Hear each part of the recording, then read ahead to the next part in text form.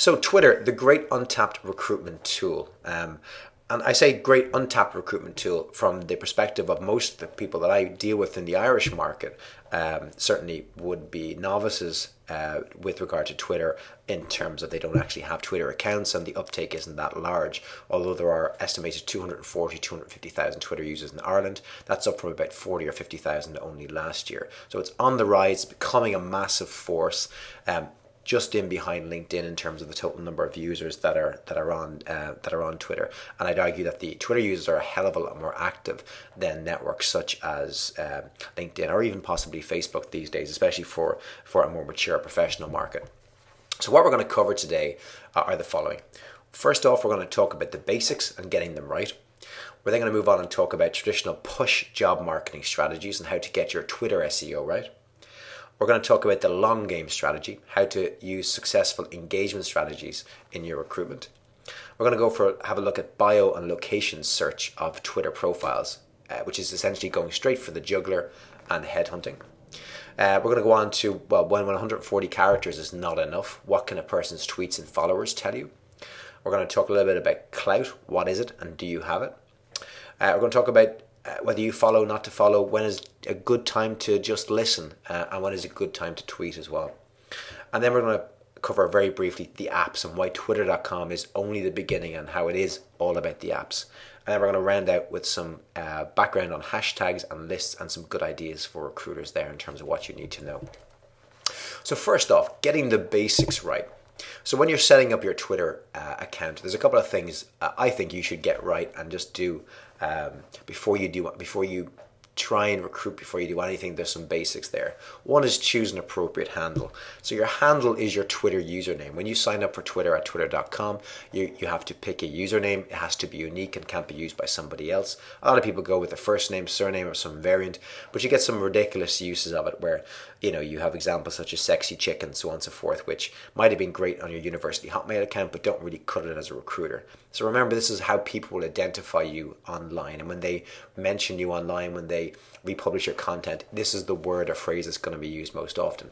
Also think about why you're on Twitter and think about SEO in terms of your handle as well, because if it's all about jobs, get jobs in there somewhere as well. Make sure you upload an avatar. Avatar is simply the photo on Twitter that when you tweet on different places, this is the photo that pops up every time and what people see. So make sure that you're actually uploading a photo so people can see who you are.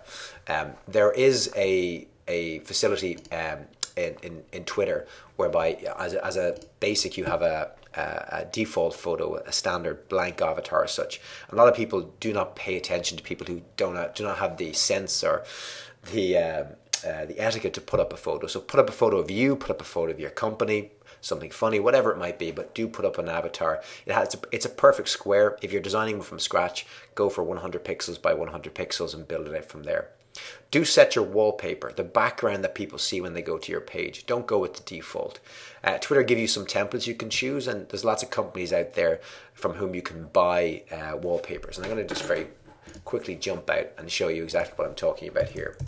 So in terms of, let's say we look at Bill Borman here, who helped me prepare some of the material for this webinar today.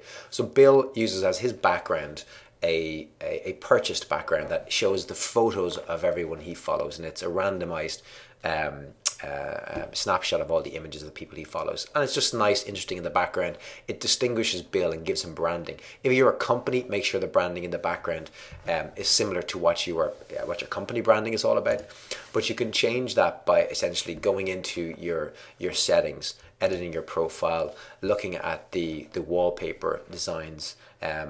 In terms of here under the design tab, you can pick one of these different themes here if you wish, or you can upload your own image. So you can change the background image by uploading your own file, and it gives you some ideas in terms of the settings and so on and so forth, and you can play around with that to make sure you have the right image in the background. Be conscious of the fact that there is a new Twitter look.